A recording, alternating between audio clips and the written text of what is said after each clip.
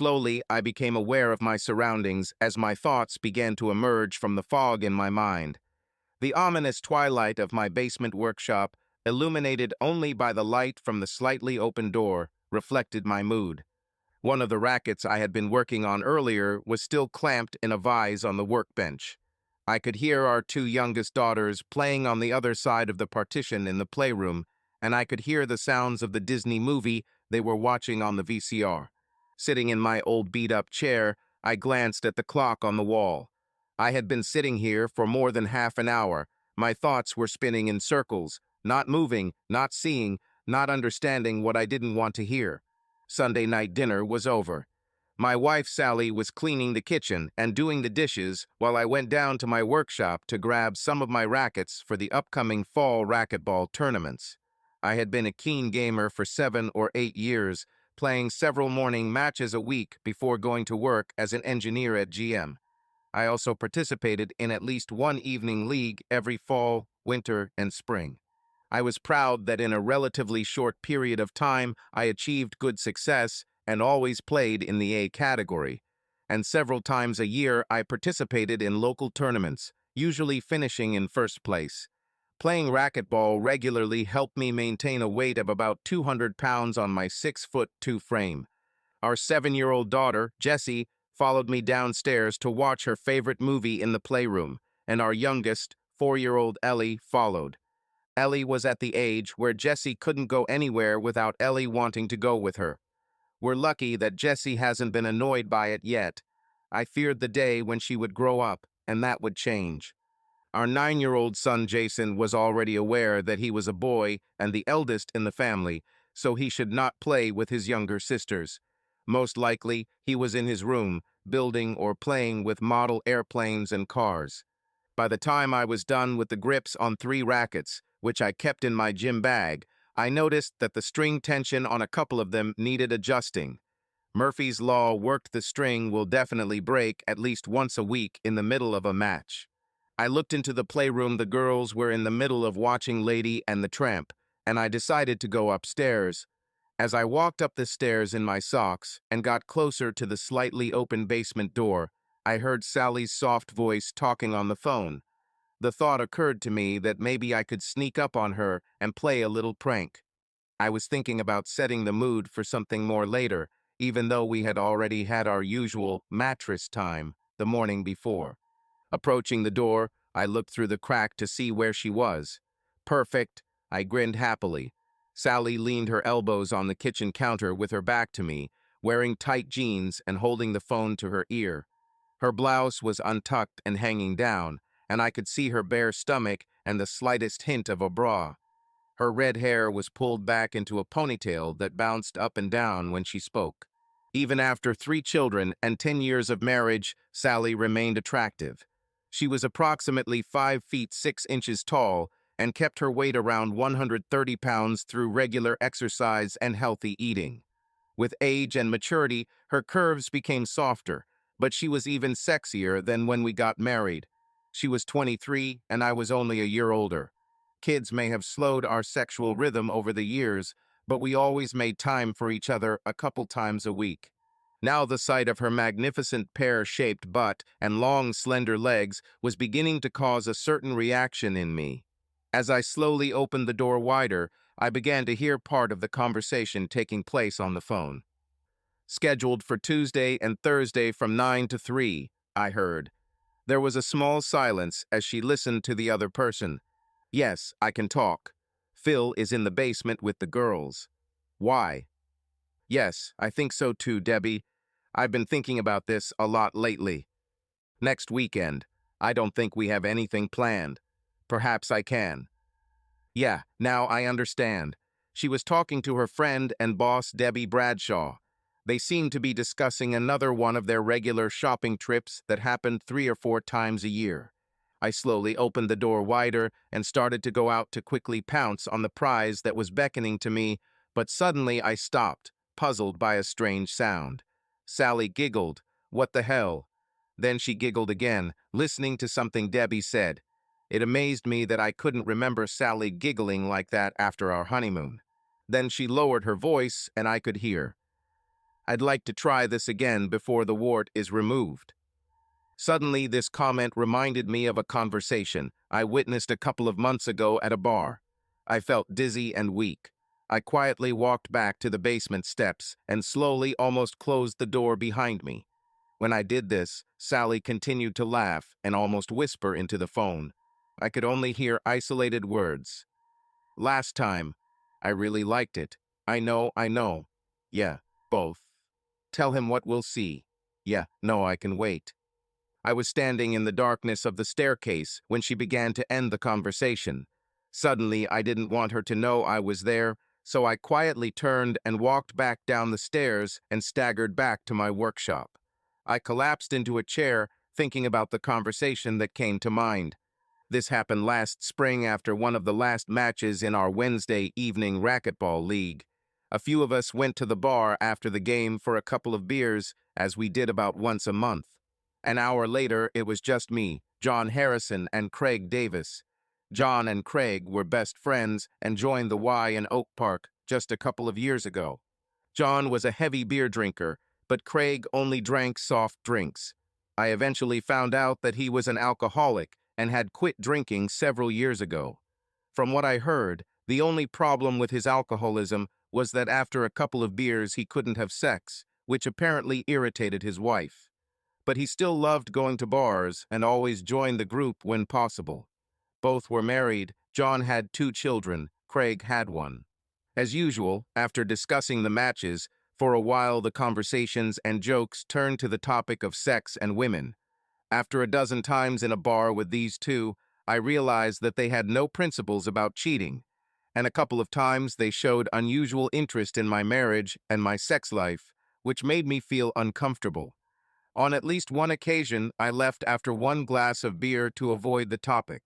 That evening, Craig teased John about his wife, Mary. She insisted that he undergo a surgical procedure of a very personal nature. I thought it was about not having children and said that Sally had also talked about me making her so she could stop taking the pills. But we haven't come to an agreement yet. Craig just continued to grin and John had this pained expression on his face.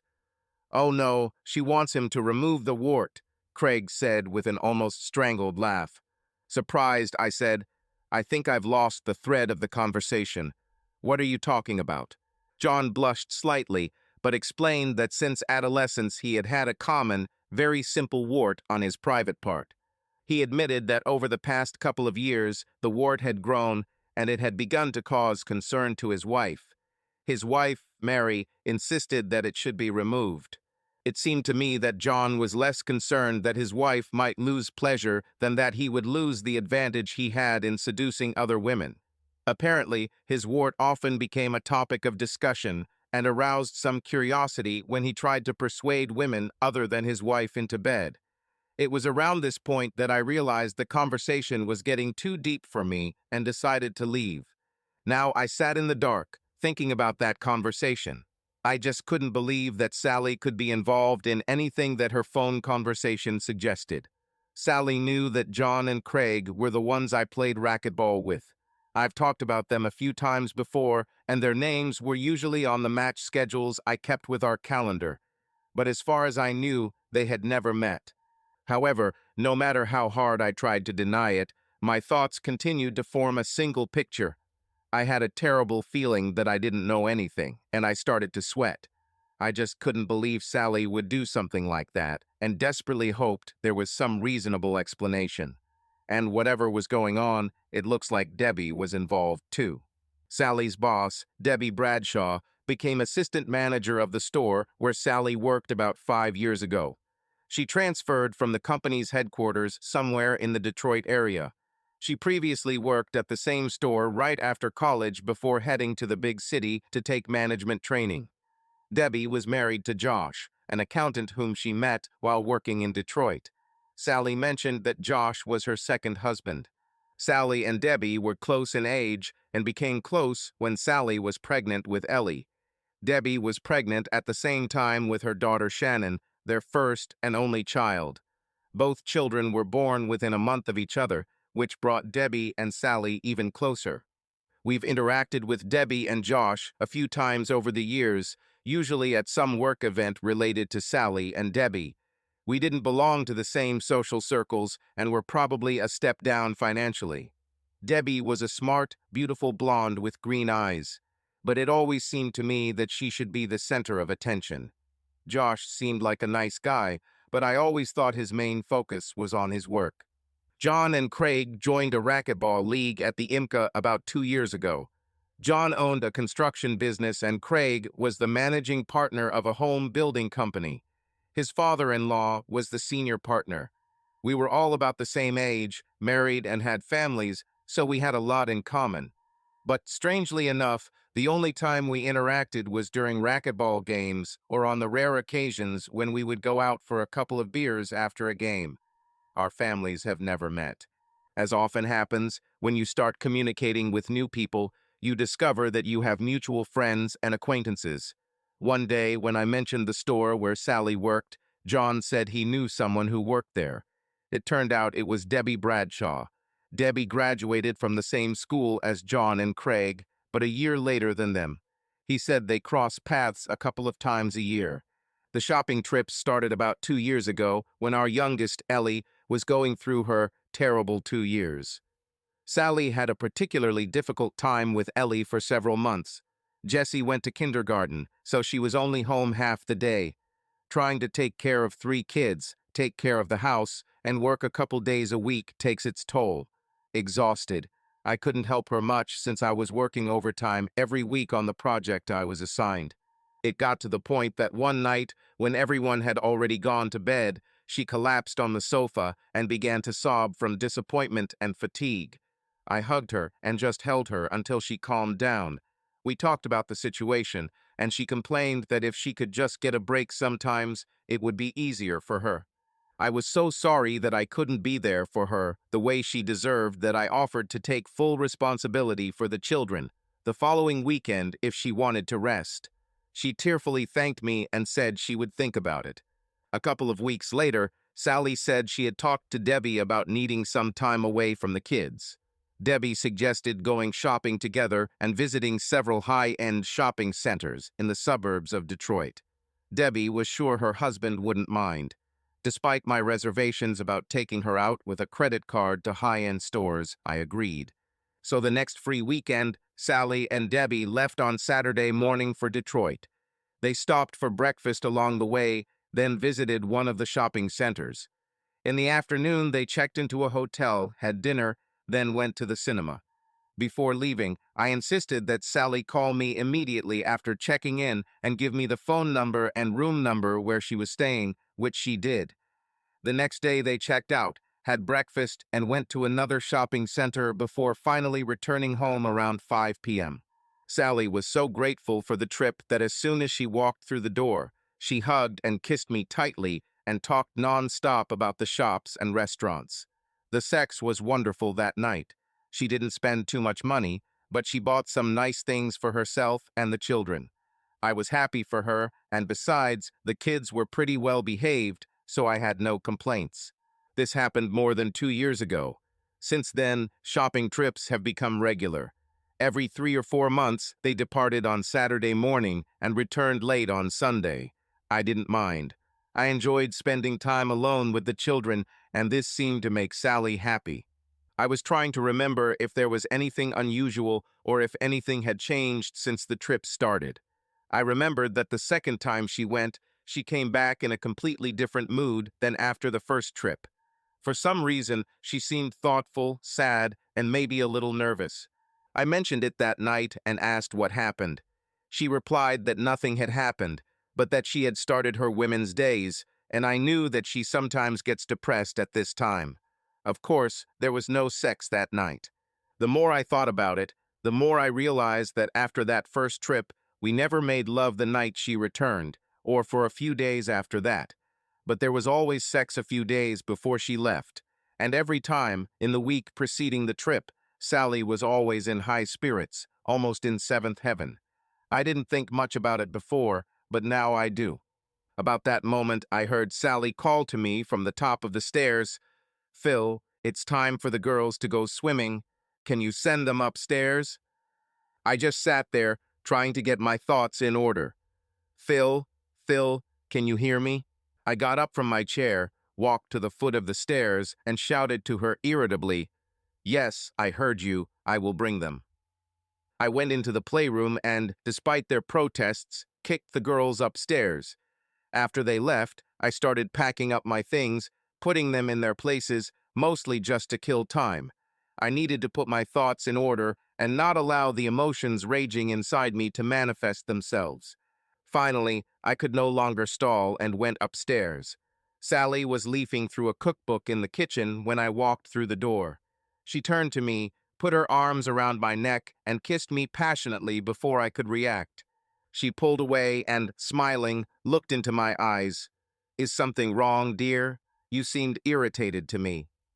Feeling awkward, I muttered something about finding a crack in one of my favorite rackets. But I continued to look into her eyes, trying to see at least something that would confirm my suspicions. But there was nothing there. She was just Sally, the woman I loved. She laughed and kissed me again. Then she hesitated a little and said, "Debbie called while you were downstairs. She wanted to know if we could go shopping next weekend." When she said this, her eyes narrowed, and it seemed as if a curtain had fallen between us. As I looked at her, she blinked and looked away. At that moment, I realized that she was hiding something, and I thought, how long has this been going on? Desperately trying to think of a way to put this trip on hold until I could figure something out, I awkwardly said, don't we have something planned for next weekend?" "There's nothing on the calendar," she replied. "I think we have some kind of WFW event scheduled for Saturday night. I thought we could go," I said slowly. Sally pulled away from me and looked at me appraisingly. "Phil, you know that I don't like going to such events. I don't care if your father goes there too. All you do there is talk about the army and drink too much. I'm bored to death by this, so if you want to go, just find a babysitter while I'm gone." "Then why don't we spend time with the kids this weekend? Cedar Point will only be open for a few more weeks before it closes for the season, and we haven't taken Ellie there yet. She's old enough to like it," I said, clutching at straws. Sally frowned and her face began to turn red, as it does on the rare occasions when she gets really angry. "We just took the kids to Mackinac Island for Labor Day. This was just a couple of weeks ago. What's wrong with you, Phil? You've never objected to me going shopping before." I also started to get angry and, keeping a straight face, said, "Forget it. I just thought we could do something together. You and Debbie have fun. I'll go upstairs and see if the kids have gone to bed." I turned and headed up the stairs to the bedrooms. Halfway up, I glanced down and saw Sally looking at me strangely. I managed to avoid serious conversation with her for the rest of the evening. Like most work nights, I went to bed before Sally and lay there trying to sleep. After some time, I heard her enter the room and go to our bathroom to change into her pajamas. She slid into bed. She hugged me and whispered, "Phil, Phil." I continued to breathe evenly and pretended to be asleep. She finally gave up and moved away from me. I could tell by her breathing when she finally fell asleep. I rolled over onto my back and stared at the ceiling, trying to sort out my thoughts. My thoughts went back, and I started thinking about my life and how I got to this point. I grew up less than 20 miles from where we lived now, in the most ordinary middle-class family: mom, dad, me, and my older sister. The most interesting thing about my childhood was my best friend Jason, or Jace, as everyone usually called him. His family lived at one end of the block and ours at the other. We met around fourth grade and have been inseparable ever since. If he wasn't at our house, then I was at his. Hardly a week went by without one of us spending the night at the other's house. He was Mr. Personality, always joking, laughing, rarely taking anything seriously, and always making friends wherever he went. I was the calmer, thoughtful type. We complemented each other. As we grew older, we played sports together, began to notice girls together, and even often went on dates together. We weren't exceptional students, but I usually got better grades than Jace. At school, I discovered one thing I really liked: drafting. By the time I was a senior in high school, I had taken every drafting course I could, and was seriously considering becoming an engineer. After high school, I decided to attend a local college that had an engineering technology program. It was relatively inexpensive and close enough to live at home and commute to classes. Jace didn't know what he wanted to do, but he came with me and signed up for general courses. The main advantage of this was that we received a student deferment from military conscription. Then, towards the end of my freshman year, I screwed up big time. Jace and I were at a college party one Saturday night when I got pulled over on my way back home. I failed a breathalyzer test and spent the night in the county jail. Mom and Dad pulled me out the next day, and they were rightfully outraged. I ended up using all my savings to pay fines, legal fees, and court costs, and lost my driver's license for a year. I was gloomy for the rest of the semester, hitchhiking to class with Jace. Finally, I thought, the hell with it. I was left without money and without rights, and I had no motivation to continue my studies next year. I decided to take a risk and enlist in the Army. I hoped that with my background in drafting, I could get an engineering job and avoid Vietnam.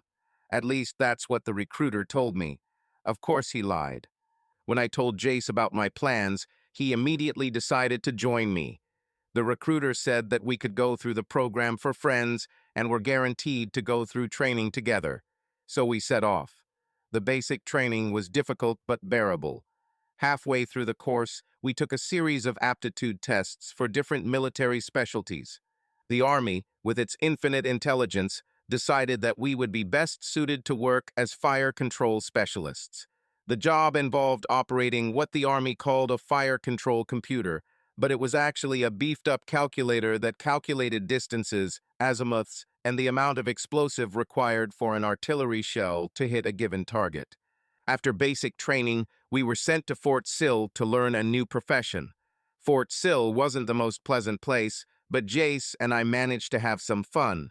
However, this was nothing compared to the next gift. We received orders to go to Vietnam, which arrived a couple of weeks before graduation. After a 15-day vacation, visiting my parents, having beers with our old friends, and chasing a few of our ex-girlfriends, we took the long flight to First Corps, Republic of Vietnam. After some paperwork, we were both assigned to Battery A, 2nd Division, 11th Artillery Brigade. It was November 1969, and Nixon had already begun drawing down troop levels as part of a strategy to transfer the war to South Vietnam. What a ridiculous plan this was. We didn't see much fighting in the first 5 or 6 months.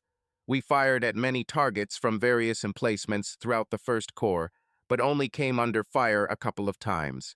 The most memorable moment of our tour so far was getting away to Bangkok, Thailand. After 15 days of prostitutes and strong drinks, Jace and I returned to our unit exhausted and hoping to rest. The news that our unit was seconded to the 3rd Brigade of the 101st Airborne Division did not generate much comment while we were away. But a couple of days later, when our battery was transferred to a bare hill in the heart of the jungle, I felt a bad feeling. 4 months later, I returned home on a stretcher.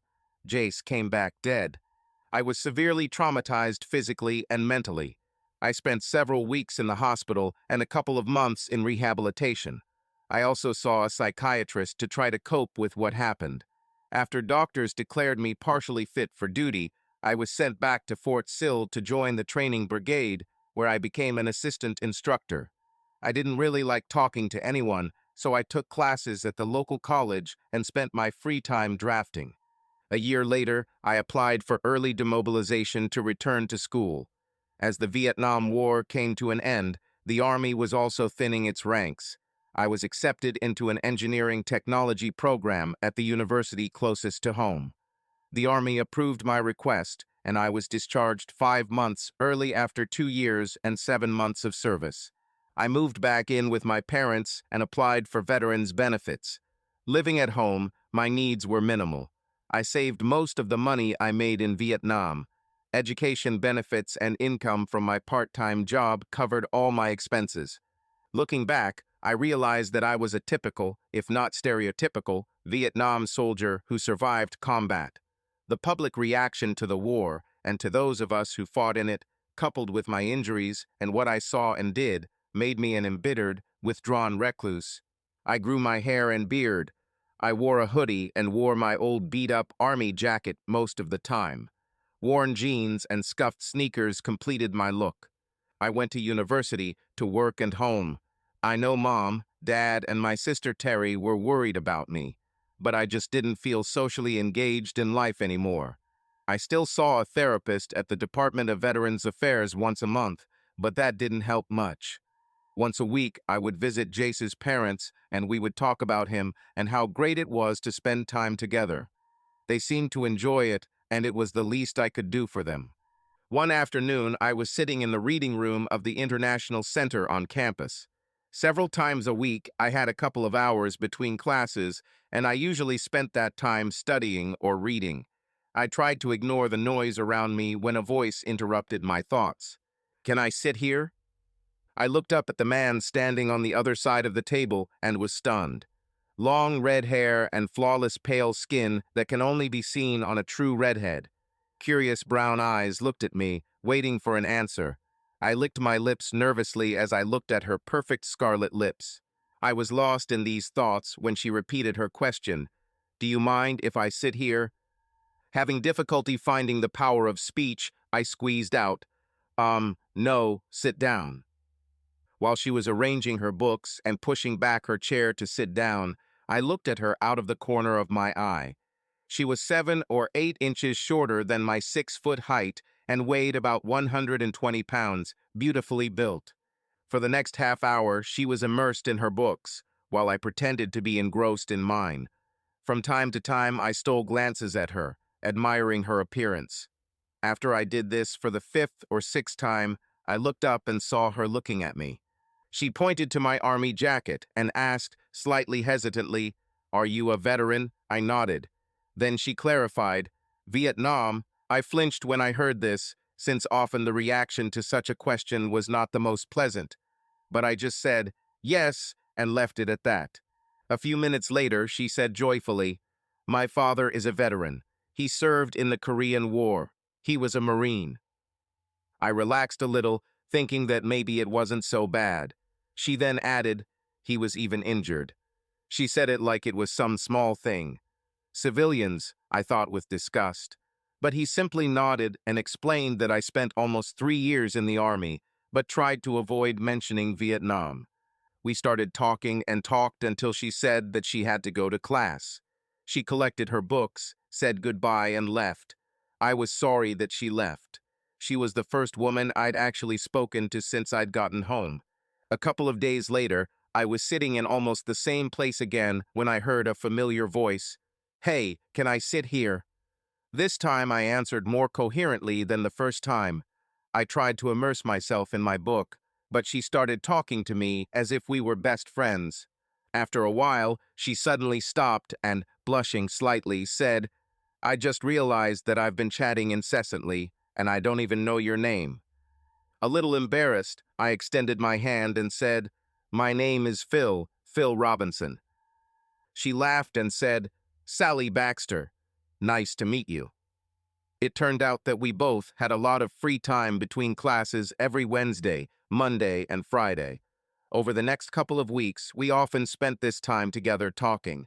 She told me almost her whole life, about her mother, father, older sisters, friends, plans for her career and study. In addition to being beautiful, she was outgoing, cheerful, and friendly. Her personality reminded me a lot of Jace.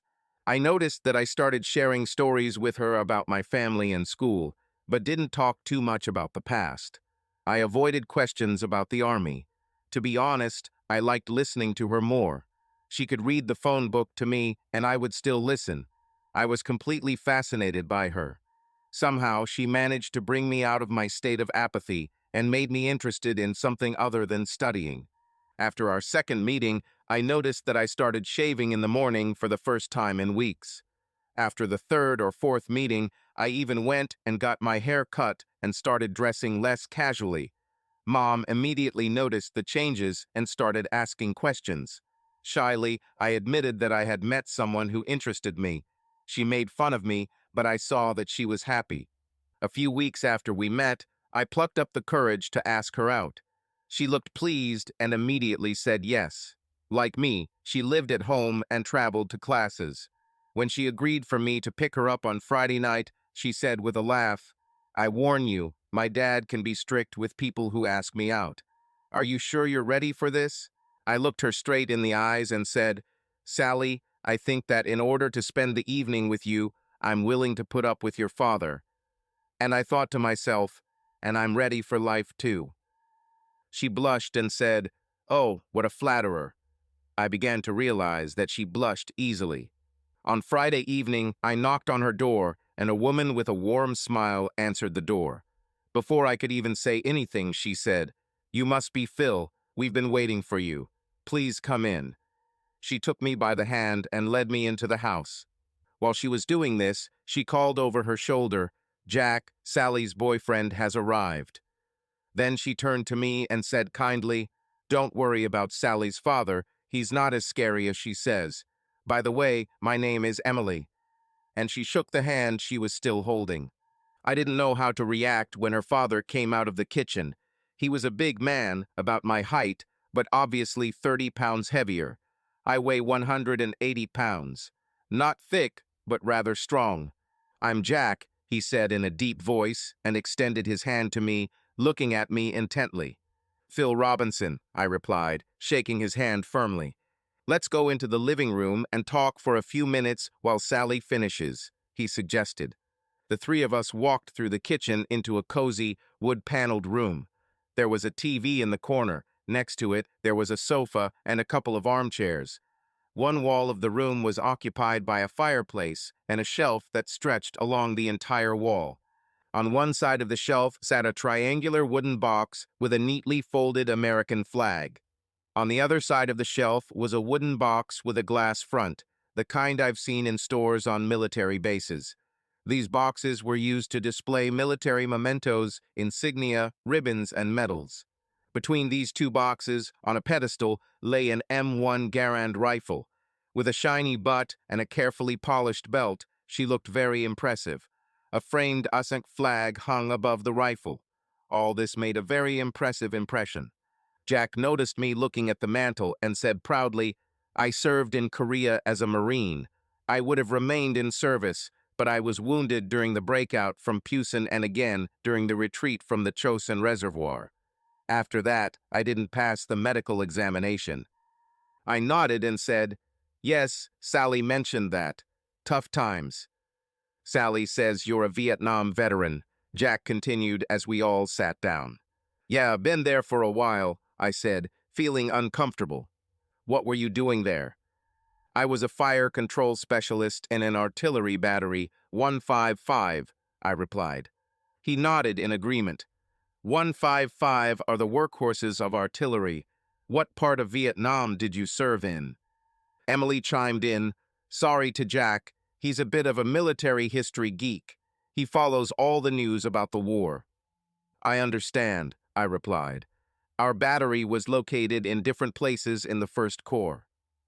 Jack looked at me strangely, as if he couldn't decide whether I was a real soldier like him or just some kind of coward from the rear. But then the Marines never really respected the soldiers. First Corps, huh? This was Marine territory. Well, by the time I got there, almost all the Marines had already been taken out. Jack snorted, "Yes, Vietnamization, a wonderful term that means, take this country, it's yours." "Jack, the war isn't over yet," Emily interjected. "It's over. All you have to do is wait for the screams. You'll see for yourself," he insisted, looking at her. I breathed a sigh of relief when Sally entered the room at that moment. It was obvious that this conversation could go on forever, and I didn't want to talk about Vietnam. We talked for a few minutes about school and what we were going to do that evening, then said goodbye and left. That evening, we went to dinner and a movie. To be honest, I didn't remember much from that evening, as I was completely engrossed in our conversation. We held hands in the cinema and sat close, almost touching our heads. After the movie, we both didn't want to leave, so we stopped at a bar for one cocktail. I walked her to the door just a few minutes before she told her parents she would be back. Standing there awkwardly, wanting to touch her, kiss her, but afraid of ruining the evening, I hesitated, but she took the initiative, looked into my eyes and whispered, "Thank you, Phil, for a wonderful evening." Time stood still as I looked into her deep brown eyes. I swore I could see her soul. Everything she is and everything she will ever become was completely open to me. At that moment, I realized that I loved her. I hugged her and kissed her. Reluctantly, she pulled away and entered the house. The next day, I called her and we talked for an hour. We agreed on a new date for the middle of the week, and from that moment on, we became an exclusive couple.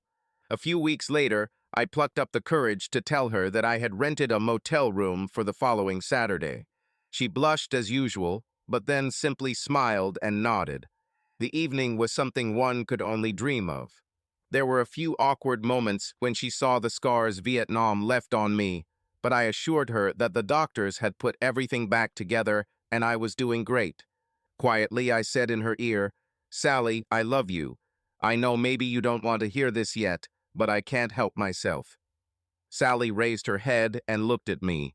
I saw tears shining in her eyes and her lips curved into a smile. "I love you too, Phil. I never knew this could be like this." I laughed with relief and kissed the tip of her nose. "I don't know about forever, but I do know that I want to do this again and again." She laughed. "God, Phil, whatever you want, everything." For the first time since I lost Jace, I felt at peace. Life has found meaning. I realized that I have a future with someone I love and who loves me back. By the time we left the motel, tired in the early morning hours, we knew we wanted to be together for the rest of our lives. That night, we discussed everything: sex, marriage, children, where we wanted to live, what we wanted to do. Although Sally was a year younger than me, she was a year older in school. She was supposed to graduate at the end of this spring, and I was supposed to graduate in a year. We decided that Sally would work after graduation, and we would get married right after I graduated. In the meantime, I'll rent an apartment so we can be together.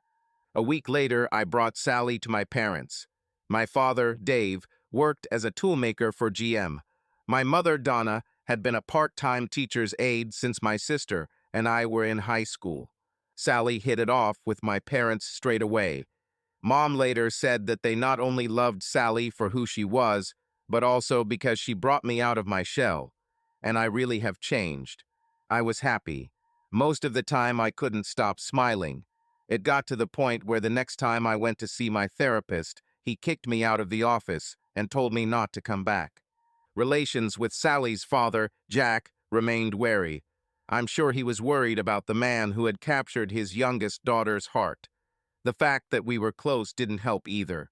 The look on his face when we started talking about moving in together before marriage was scary. But everything changed a couple of months later when Jack and Emily invited us to dinner. After dinner, Jack and I went into his office while Sally and her mom put away food and talked in the kitchen. After a few minutes of talking about this and that, Jack became thoughtful and then asked, "Sally says you have significant scars from Vietnam." She asked me what could have caused them. I looked away, feeling embarrassed for some reason. Yeah, it's not something I like to talk about, especially with her. Jack smiled and said, "I understand. Civilians often don't understand." After a short pause, he added, "Phil, when we met, you made it clear that you didn't see much combat there, right?" Reluctantly, I replied, "Not really, until the last firing line I was on." After a moment of silence, he asked, "What was that milestone?" I thought again, "Ripcord." Jack's eyes suddenly opened wide. "Ripcord? Have you been to Ripcord?" I nodded. "Summer of '70? He asked with noticeable tension in his voice. He nodded again. I was a little surprised he'd even heard of Ripcord. The Army tried to minimize any news about the battle due to the high number of casualties. This was not difficult since President Nixon was campaigning in Cambodia at the same time. At this point, Sally and her mother returned to the office, and the conversation turned to the topics of school and Sally's upcoming graduation. Jack and I never spoke about it again, but from that moment on he began to treat me like the son he never had. After this, events began to develop quite quickly. Sally graduated with honors. She got a well-paying job as an assistant purchasing manager at a retail chain near us. She tried to spend as much time as possible with me in my apartment. However, her parents insisted that she not move to me before the wedding. I completed the program on time and found a job at General Motors as a draftsman before I even received my degree. We got married 2 months later. With our combined incomes, we were able to afford a small Cape Cod-style home on a lot large enough to allow for an addition if necessary. A year later, our son Jason was born. Named after my best friend, he was truly a miracle. 2 years later, we had Jesse. At that moment, we thought that was it. But after some thought, we decided to have another child, and 3 years after Jesse, Ellie was born. And although it was especially nice to have a son, it was the girls who literally held me in their little hands. Sally went part-time and got a job in retail when Jason was born. She wanted to work at least part-time between children and eventually return to full-time work once all the children were in school. She was currently working 12 to 20 hours a week. This was beneficial as she was entitled to a significant employee discount, which was especially useful considering how much money was spent on clothing for the children. My work has gradually evolved since I started. At the very beginning, I was involved in translating design drawings into programs to create control codes for automated manufacturing. And by the time Ellie was born, we had already seen the first computer-aided design systems, and the company chose me to be part of the group that received training for their very first implementation. Life was good. The money was enough to afford 2 cars and a modest but beautiful house. We built an extension, adding a bedroom, a bathroom, and completed a playroom between the children's berths. We had 3 beautiful and healthy children. We spent a lot of time together as a family. At least once a year we went on a family vacation, and twice a year Sally and I sent the kids to their grandparents for a long weekend, just the two of us. I always thought our marriage was strong. Our sex life was frequent and varied.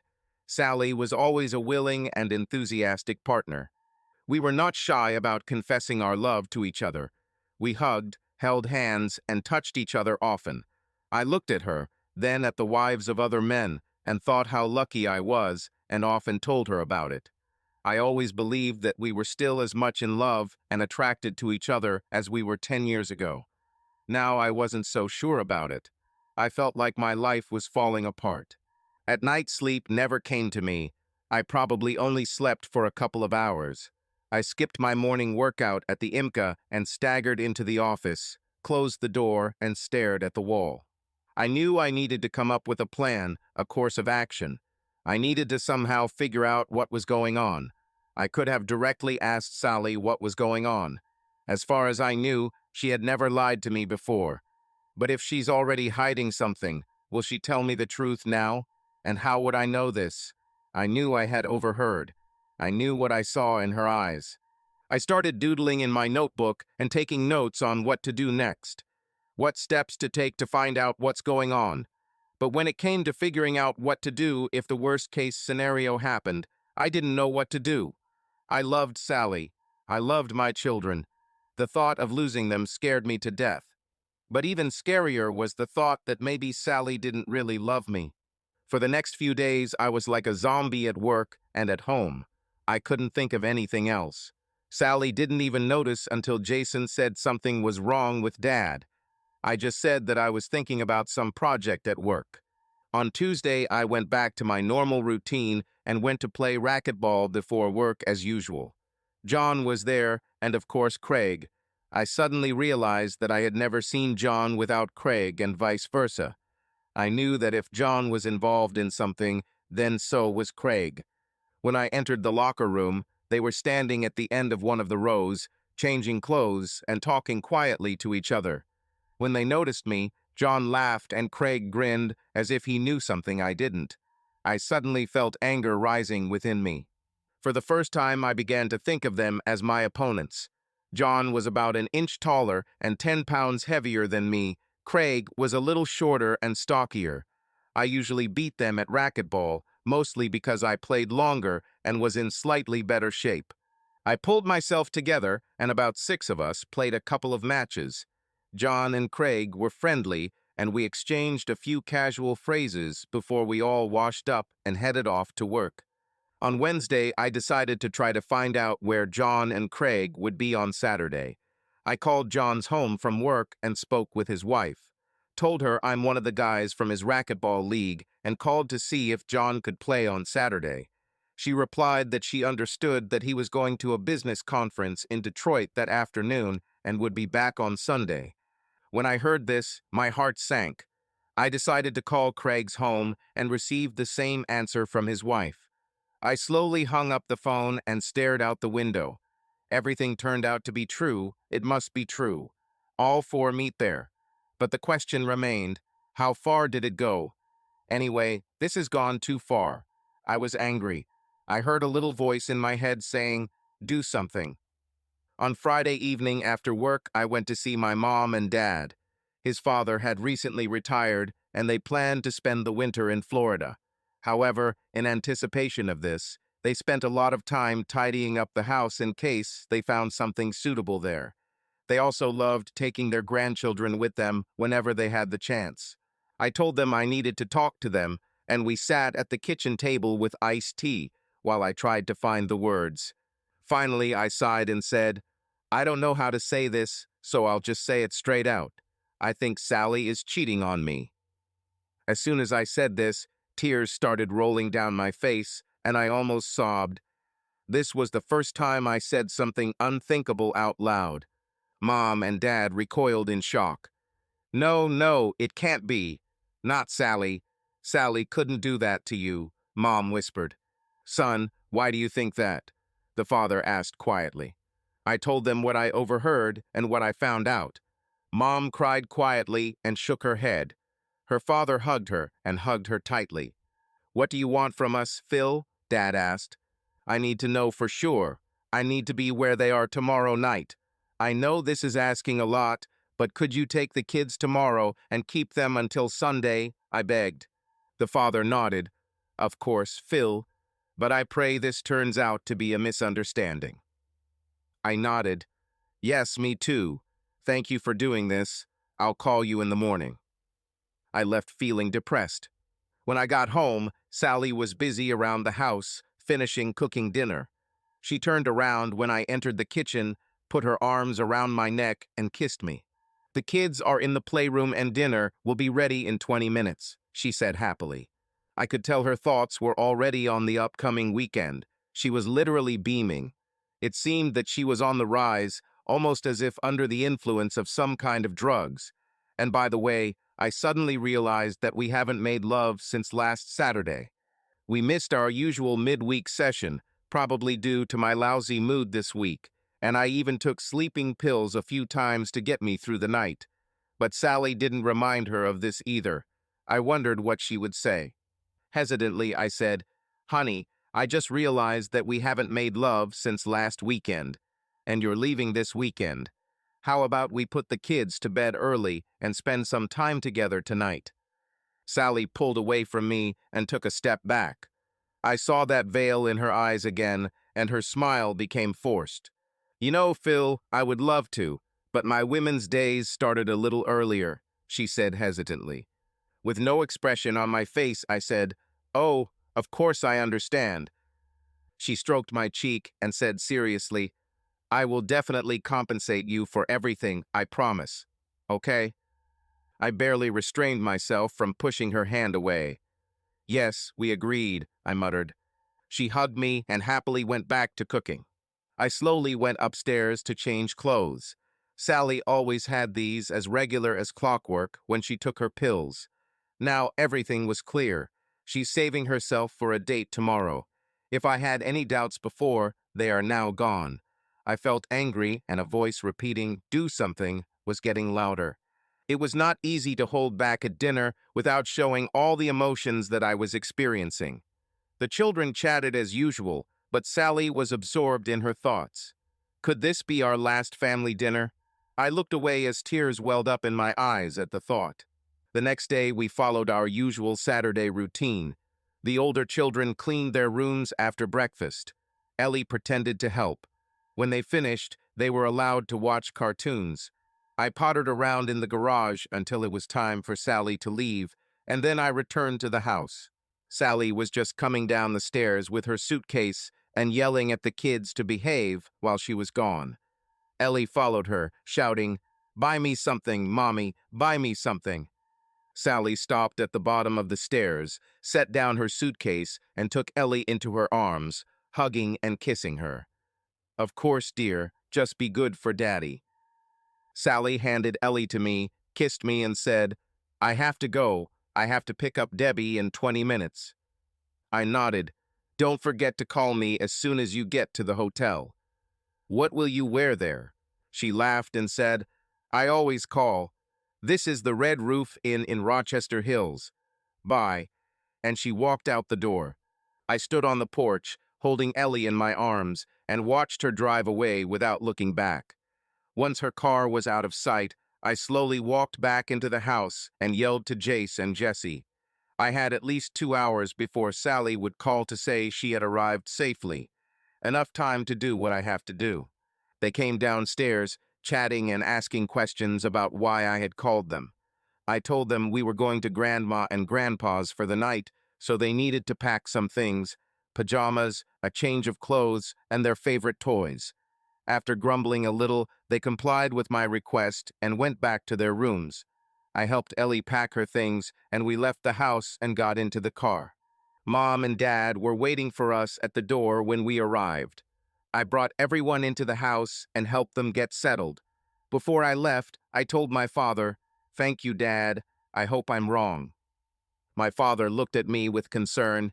"Good luck, Phil. I hope you're wrong." I sighed. "Yes, I hope so too. Thank you for doing this. I'll call you in the morning."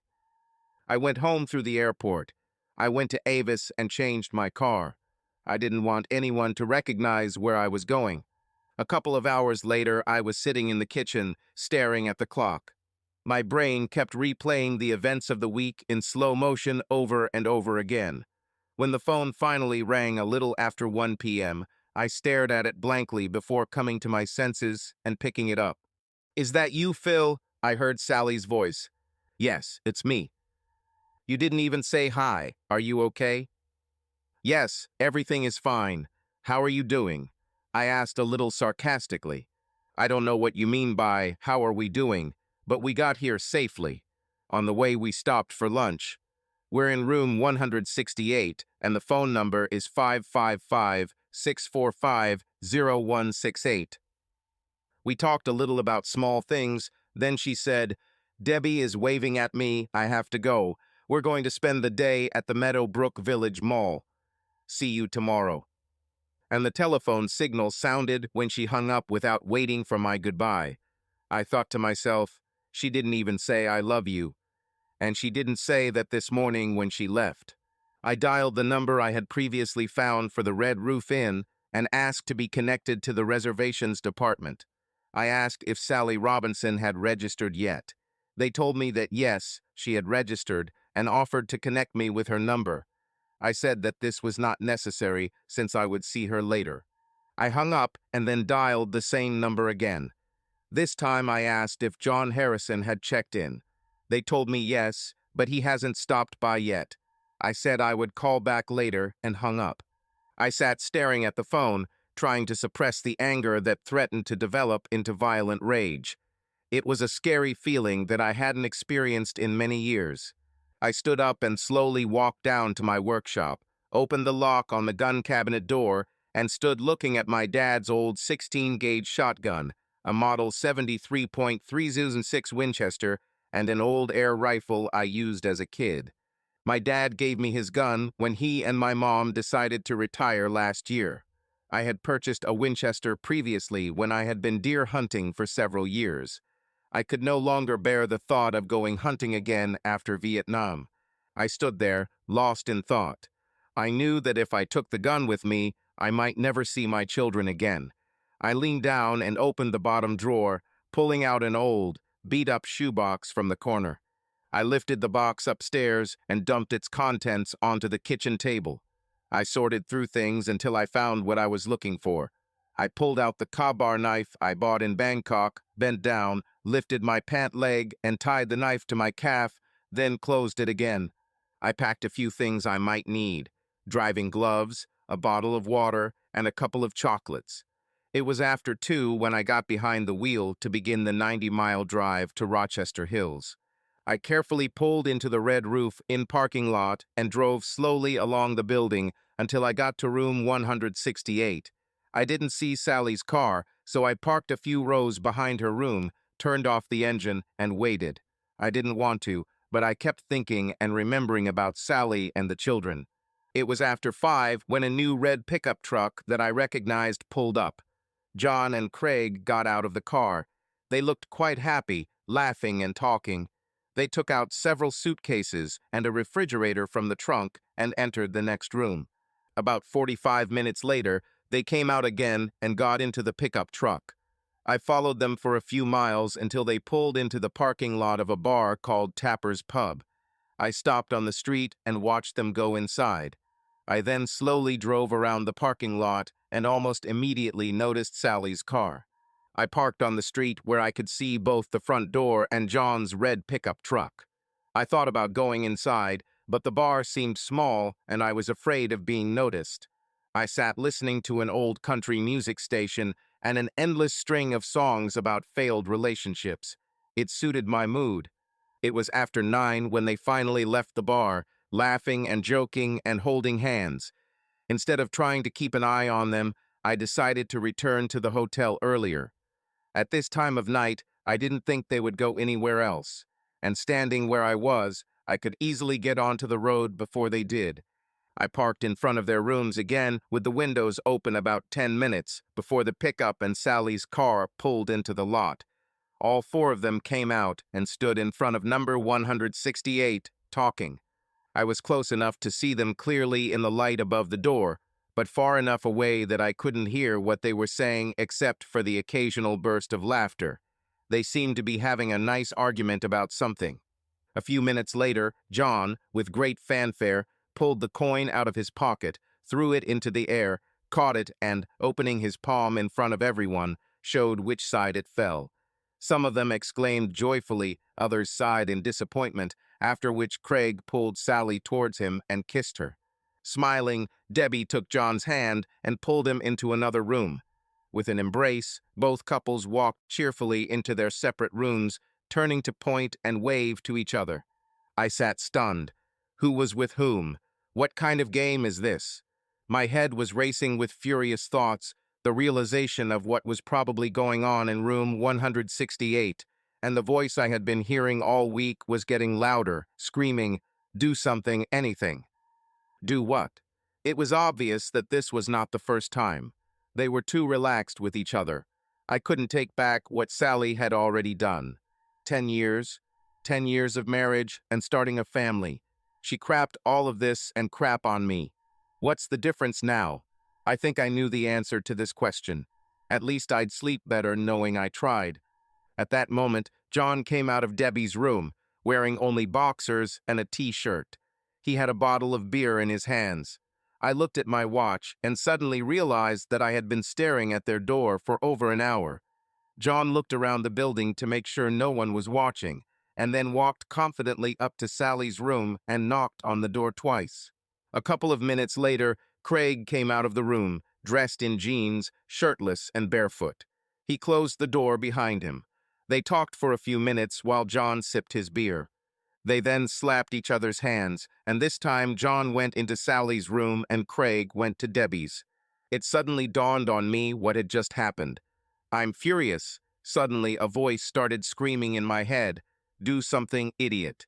I felt a fury come over me that I could no longer contain. I found my driving gloves on the seat next to me and pulled them on. I deliberately got out of the car and quickly walked to number 168. I closed the peephole with my left thumb and knocked twice with my right hand. "How long has this been going on, John?" I hissed. "Don't lie to me now," I added coldly. 2 or 2, maybe 2 years, he muttered, his voice and eyes expressing fear. So joining the same racquetball league wasn't a coincidence, John? I asked. No, no, he said hoarsely, closing his eyes again in pain.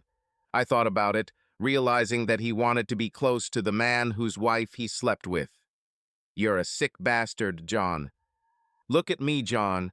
If I ever hear you approach Sally or any other married woman, I will find you. Do you understand me? Do you understand? I repeated when he hesitated. Yes, he finally said with a wheeze. Actually, you better go far away, very far away, I said. At that moment, the water in the shower stopped flowing, and I heard the curtain being drawn.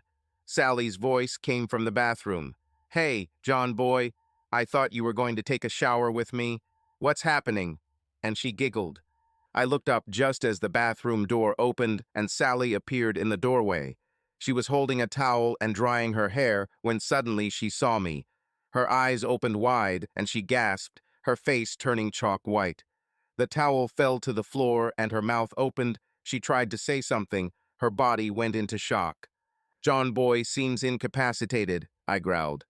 Her face contorted with panic, and she stepped back, slamming the door with both hands and locking it. I turned and walked over to the bedside table.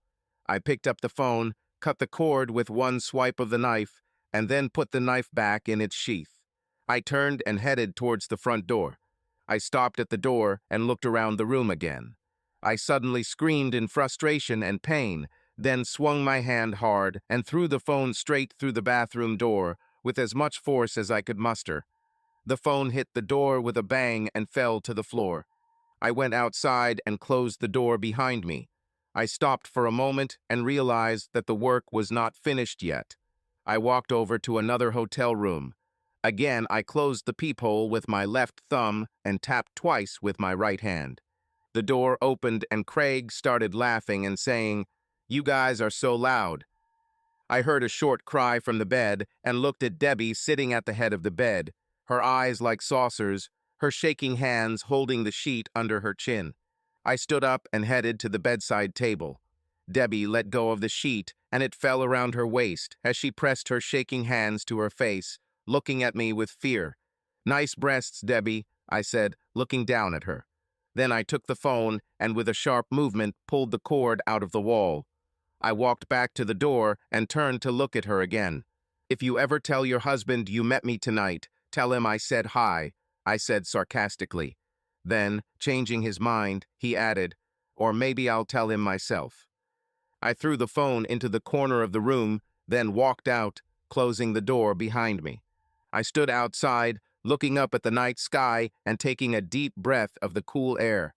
I felt the tension disappear, giving way to a calming fatigue. The do-something voice disappeared. It was done, and I knew what else I had to do. The only thing I could do. I walked purposefully to the car to begin the rest of my life. "Yes," I said into the phone somewhat sharply. I was irritated by the interruption, although I had been expecting it all day. I was deep in thought about Jason, Jesse, and Ellie. Now they were the most important part of my life, and the top priority became protecting them from the consequences of what happened. "Phil, this is Jack." "Yes, Jack," I answered without enthusiasm. "What's going on there?" When Emily and I returned from church, Sally was at our house, crying and saying she was afraid to go home. Jack said decisively, almost shouting. I looked at my watch. It was almost 1 o'clock in the afternoon, almost 14 hours after I had left Rochester Hills. "I don't know what I could have done to make her feel this way," I said calmly. "She says you were violent towards a couple of Debbie's friends that the two of them ran into last night. I offended them greatly. Hurted them. They're lucky I didn't kill them," I said sarcastically. "Phil, what the hell? This is not like you." I wondered for a minute how to respond to this statement. Finally, I just asked my question. "Did Sally tell you where that fight happened?" "She said it was outside a restaurant near Rochester Hills." So she tried to spin it. "Well, her family, her story. Sally is your daughter, so I guess it's true," I said slowly. There was silence on the phone, and I could feel Jack trying to process it all. "Phil, I'm going to take Sally home. I want to know what's going on. We need to talk. No problem. I wasn't planning on going anywhere.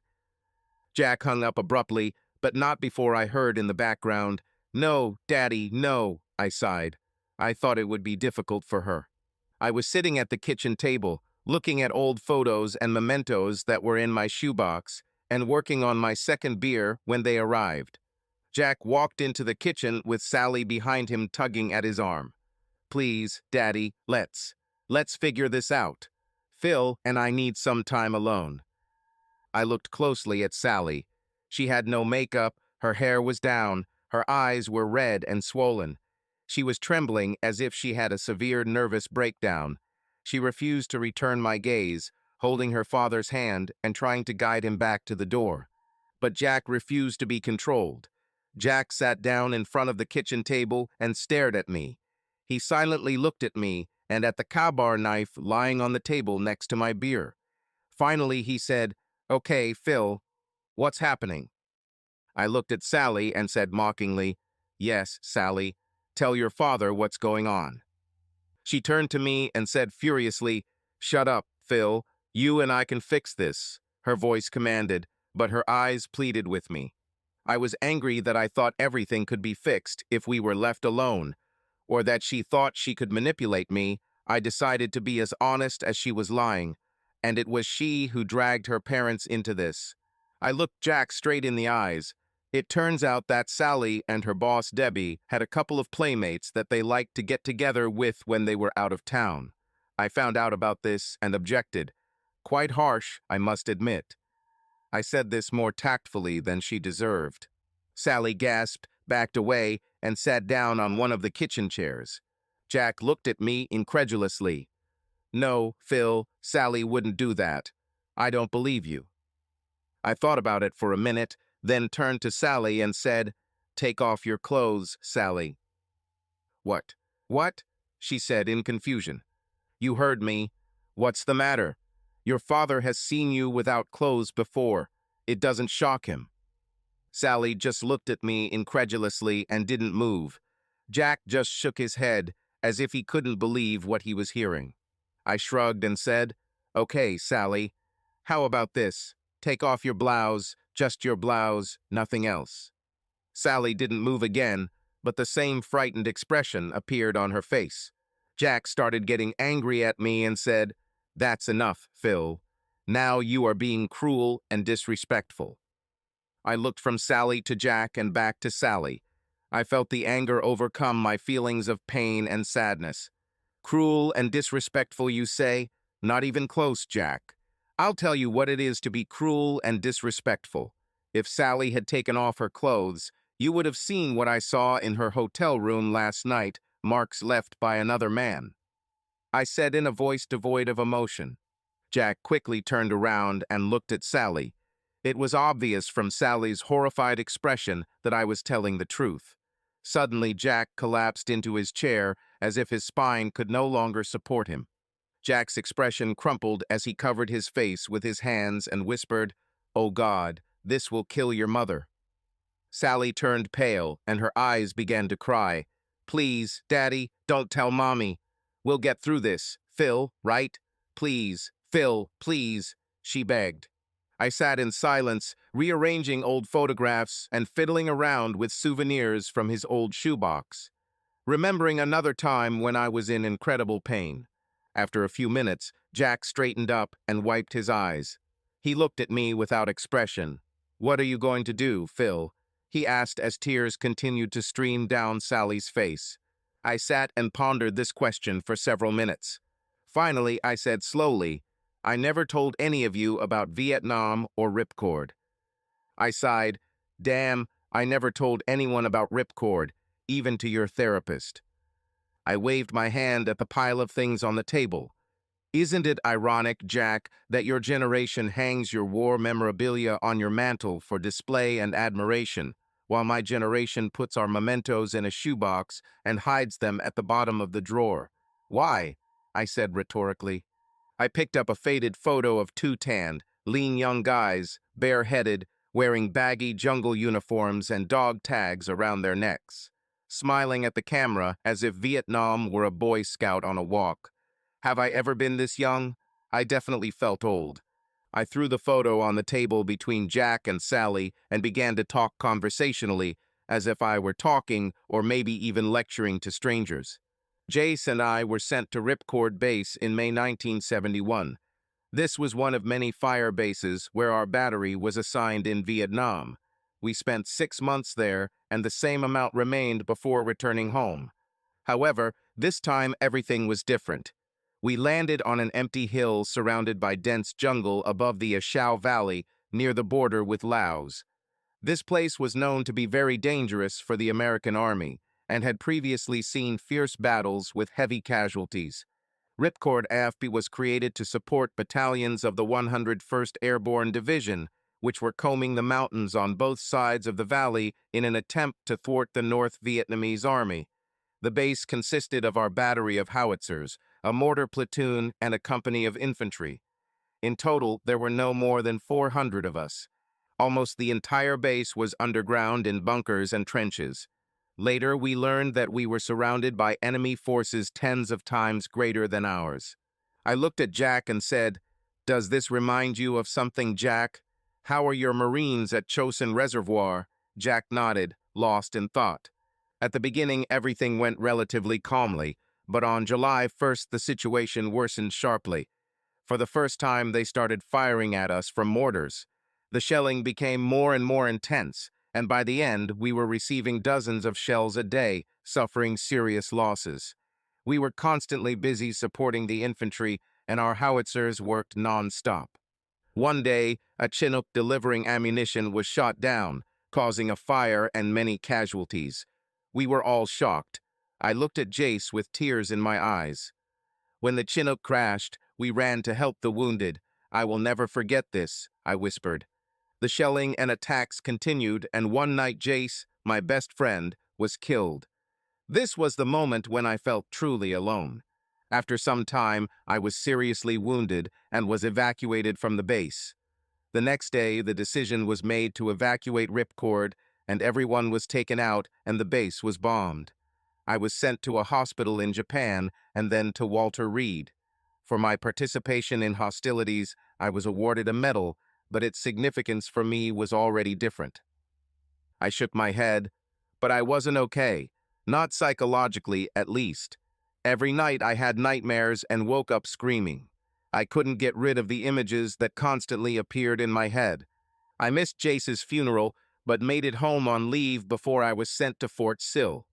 The first thing I did was visit Jace's parents. It was the hardest thing I've ever done. They wanted to know everything about Vietnam, what we did there, and how Jace died. But the only question they didn't ask was, why did I survive and he didn't? I stopped and quietly added, "That's the same question I ask myself almost every day." I stared into space, remembering this dark period in my life. I was in therapy, but I still felt like I was withdrawing from the world. I didn't want to see anyone or talk to anyone. I did the bare minimum to keep everyone around Fort Sill happy. I got lost in my studies, taking drawing classes in college so I wouldn't have to socialize with other kids in the evenings. When the time came to leave the army, I returned home to my parents and continued my studies. Not because I was interested in it, but because I didn't know what else to do. I raised my eyes and looked at Sally, and all the pain, resentment, and despair from last night came rushing back to me, almost blinding. "And then I met Sally," I whispered. She covered her mouth with her hand, holding back a sob, lowered her gaze, and did not dare look at me. "You brought me back to the real world. You were happy, genuinely interested in everyone around you, and you were beautiful, both inside and out. You were everything I wasn't, and you made me want to know you. You made me want to live again, gave me a vision of what my life could be, and I fell in love with you. You saved me. You gave me 3 wonderful children. For this, I will always be grateful to you," I said sadly. We sat in silence, without moving, for several minutes. Finally, Jack cleared his throat and asked quietly, "What now, Phil?" Tired, I turned my head and looked at him. "Jack, I have been betrayed twice in my life, and both times I lost my best friend," I answered simply. Sally buried her face in her hands and began to sob, whispering, "No, no, no." We sat quietly, Sally sobbing, and Jack and I had tears in our eyes. Jack said quietly, "Are you sure, Phil? Do you want to give up everything because of one mistake?" A ray of desperate hope flashed in Sally's eyes. I knew that what I had to say would destroy our marriage, but I couldn't let the lie go unanswered. I shook my head and looked at him. "One mistake, Jack. It wasn't just one mistake.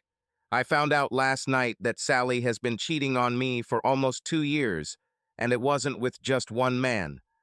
Sally gasped, closed her eyes, shook her head in despair, and sank limply in her chair, becoming even paler than before. I looked at her curiously. "John didn't tell you, Sally, that he confessed everything?" I turned to Jack. "Does this answer your question?" I said.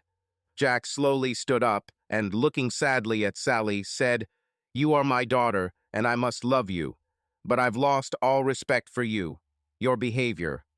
Jack stopped, unable to find words, and simply shook his head. Sally reached out to him, wanting to touch him, but he pulled away.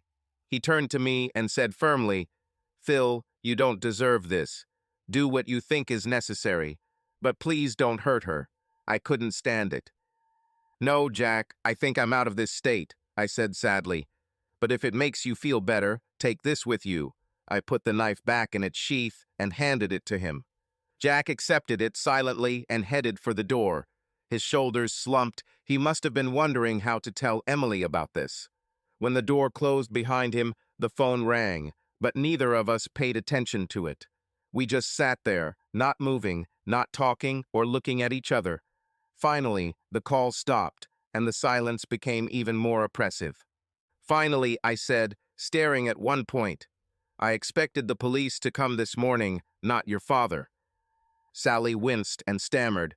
Me and Debbie, talked them into making up a story about being attacked outside a bar. We were hoping that if everything was quiet, you wouldn't call their wives." I thought about it for a moment and realized that I was out of danger. They will no longer be able to change their history and stay alive. For a second, I felt a weight lift off my shoulders until I remembered everything else was collapsing around me. I just chuckled and asked, "Where are they now?" Sally cleared her throat and began to fidget nervously in her chair. "They are still in the hospital for examination." She hesitated for a moment, then asked, her voice trembling, "I've never seen you so cruel, Phil. Was it necessary to do this?" I looked at her in bewilderment. "Are you protecting these bastards?" I asked sarcastically. Before she could answer, the phone rang again. "You have to answer, it's probably you," I said and went to the bathroom. I washed my face and looked at my reflection in the mirror. The eyes were red and swollen. I looked the way I felt, old and haggard, older than my years. I didn't sleep for almost the whole night. I returned to the kitchen. Sally just stood there, holding the phone in her hand and looking at it. Slowly, she hung up the phone and collapsed back into one of the kitchen chairs. When I sat down again, she said, without looking at me, "Did you have to? Should I have told Debbie's husband?" I shrugged. Why not share the pain? He already called John and Craig's wives, and he kicked Debbie out of the house. Now she will have to hire a lawyer to see her daughter. She started crying again, muttering, "Damn, damn, damn." She looked at me with tears on her face, and she fired me. She said that it was all my fault. I laughed bitterly. "Well, that's just wonderful. Tell me, Sally, who introduced you to John and Craig? It was Debbie, wasn't it?" Sally said, sobbing, "How? How did you know?" "When I told Josh this morning what you and Debbie did last night, he didn't want to believe it. Called me a liar and accused me of trying to ruin his marriage. But as soon as I mentioned John Harrison's name, he changed. He turned pale like a ghost and began to curse like a sailor. I think it was probably the first time in his life that he got angry. You told me years ago that this was Debbie's second marriage and that she was at odds with her parents. It seems Debbie has a sister living somewhere in the north, with whom she barely communicates. About a year ago, Josh was auditing a company in the area and one of the employees turned out to be Sarah, Debbie's sister. Sarah knew Debbie had remarried and Josh knew Debbie had a sister, but they had never met. They hit it off, and one evening, before the audit was completed, Sarah invited him to dinner with her and her husband, Dave. Sarah turned out to have an interesting story. It turns out that her husband Dave was Debbie's first husband. Dave and Debbie started dating in college. They dated for 2 years until Debbie graduated from university and then got married. Around their first anniversary, Dave found out that Debbie was cheating on him. He also found out that she had been deceiving him throughout their entire relationship. He kicked her out and filed for divorce. Debbie had a fight with her parents over this. Dave and Sarah then started dating and eventually got married. They now have 2 children and seem happy. Of course, Debbie never told Josh about any of this. Now guess who Debbie cheated on her first husband with? Surprise, it was John Harrison. I stopped and Sally looked at me in shock. Oh yeah, so when I mentioned John's name, Josh started putting the puzzle together and realized that Debbie had been doing to him the same thing you've done to me throughout their entire marriage. No wonder he kicked her out onto the street. And like Josh, I wonder how long you've been deceiving me, I said with a venomous tone. Sally started crying again and said through her tears, "Oh God, Phil, it was only John and Craig, and only during our shopping trips. Believe me, I never even thought about anyone else until Debbie started talking about it before our first trip." She sat twisting the handkerchief in her fingers, alternating between tears and pleas. "Please, Phil, I don't know how I ended up in this position. I felt like I woke up from some kind of dream, or maybe a nightmare, when I opened the bathroom door and saw you there." I didn't say a word, I just looked at her sternly. Having gained some courage, she began to speak faster, almost incoherently. I knew Debbie liked to have fun before we even started shopping. She talked about it as the most fun thing she had ever done in her marriage. But I didn't expect her to find someone on our trip. I was completely surprised when John showed up at the restaurant and Debbie introduced him to me. She explained that she had known John since school and that he happened to be in the area. I suspected that this was not the case, but I didn't say anything. She stopped, bit her lip, and turned away. John was on his charm that night. He flirted, danced with both of us, and constantly complimented me. I drank a couple more glasses than I was used to. Later, when we returned to the hotel, Debbie went with John. He booked a room next to ours. I then realized that all this was planned. "I guess that explains why you were so passionate when you got home on Sunday, doesn't it?" I said with contempt. Sally lowered her head and nodded. She wiped her eyes and continued. "John left the next morning. We went to breakfast and Debbie told me in detail about her night with him. She praised him all the way home. Over the next few months, as usual, Debbie and I ate lunch together at work several times a week. She mentioned John often and said how much fun she had with him and how great the sex was. Debbie laughed and said I should try it at least once because she couldn't explain it in words. At first, I just laughed it off. But the more she talked about it, the more this idea settled in my head. A few months later, when the opportunity arose to go shopping again, Debbie admitted that John was very interested in being with me and that she would not mind if I wanted to spend time with him. I kind of laughed at this, but still asked her what she would do if I agreed. She said John had a friend, Craig, who would join her. I didn't say yes or no, but I don't know why I didn't say no. I told her I'd think about it, although I wasn't sure I could decide to do it. Sally looked at me, but I just looked at her without expression. I knew it was wrong, Phil, but the idea got stuck in my head that I could do this and no one would know. Sally looked away again and said, "John and Craig showed up at the restaurant that Saturday night. We had dinner, had a few drinks, and then went to a nightclub. We sort of split into pairs, and I was with John. By that time, I had already drunk enough and convinced myself that nothing bad would happen. Everyone was having fun. Later, when we got back to the hotel, I went to my room with John, and Debbie and Craig went to another room." Sally fell silent and stared at her hands. Finally, I sarcastically asked, "So, Was it everything you hoped for?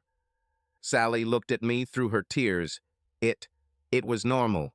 No better than you and me. The fun was that it was wrong. It was someone new, and I could pretend I was someone else. So you want to say that it was even better than normal, that you forgot about your husband who was waiting for you at home. Your husband who took care of your children out of love for you, so that you could spend this time alone, I said bitterly. Sally choked back a sob and turned away again. Yes, she whispered. How do you explain Craig, my wife? I asked sarcastically. Without looking at me, she replied, after a few trips with John, Debbie joked that she was starting to miss him. I didn't think too much about it, but on the next trip, when we paired up again, I danced most of the night with Craig. Later, at the hotel, Craig came to my room and we spent the night together. It, it didn't seem like a big deal. Then, after a few trips, John and Craig switched places in the middle of the night. I didn't realize this at first until I woke up late at night and realized that the person was not the one I started the night with. Sally looked at me sadly. It seemed like I was two different people living in two different worlds. I loved our life together, you, me, and the children, but I was addicted to those weekends. I thought I could have it both ways, and you'd never know. How stupid I was. Yes, indeed, stupid, I agreed. But after you saw me at the hotel, I looked at myself in the mirror and realized who I had become, she whispered, as if to herself. I stood up and looked at her. Interesting story, Sally. It's a shame it doesn't have a happy ending. Or maybe there is one for you. I'll go get the children. Tonight, after Ellie is asleep, you and I will sit down with Jason and Jesse and tell them that their parents will be living apart. I think Ellie is too young to understand this. We won't tell them the real reason, and I will do everything I can to minimize the trauma for them. I'll sleep on the couch in the basement until I can find another place. Sally screamed as I started to walk away. Phil, my God, it was a mistake. I love you. Don't do this, please. I turned around and said, Why don't I do it? Sally said, sobbing, It was only 3 or 4 nights a year. I never saw John and Craig or anyone else outside of those weekends. Please, Phil, I beg you, can't you forgive me and let me make things right? Forgive you, Sally? Should I forgive you for 3 or 4 nights a year when you became a woman of easy virtue for other men? Because you gave away what I valued most in the world, you. Forgive me for destroying my trust in you. Forgive me for destroying my faith that we belong to each other and no one else, I said sadly. How are you going to fix everything? Can you go back in time and start over? You won't sleep with John this time, and you won't sleep with Craig, because that's what it will take to fix everything, I said tiredly. I stood silently, looking around the kitchen, where family photographs hung, children's drawings and papers were attached to the refrigerator. Ellie's baby chair stood in the corner, everything that made this house cozy. I shook my head, trying to get rid of the surging thoughts. I spent most of last night awake, thinking about how I would feel about you in 6 months, in a year, or in 5 years. I'm sure I can forgive you someday. What I can't do is forget. Not in a year, not in 5 years, not in 10. Every time I see you, I will remember last night. Every time I hear your voice, I will remember last night. And every time I hear your name, I will remember last night, I said with trembling in the voice. With tears in my eyes, I added, This is something I can't live with, Sally. I stood motionless, sadly contemplating the future, barely aware of Sally, who rocked back and forth in her chair, alternately sobbing and whispering, No, please, God, no.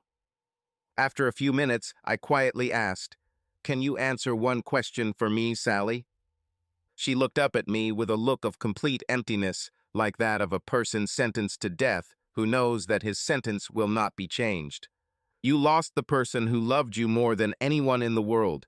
You have lost your parents' respect, my parents' respect, and your husband's respect. You lost your job. And one day you will have to explain to our children why you destroyed our family. Was it worth it? After a minute, broken only by Sally's quiet sobs, I turned and slowly walked out the door. Subscribe to our channel so that your love doesn't cheat on you, and go ahead and listen to the next story, because this story is nothing compared to the next one. If you're under 18, don't even think click to the next one.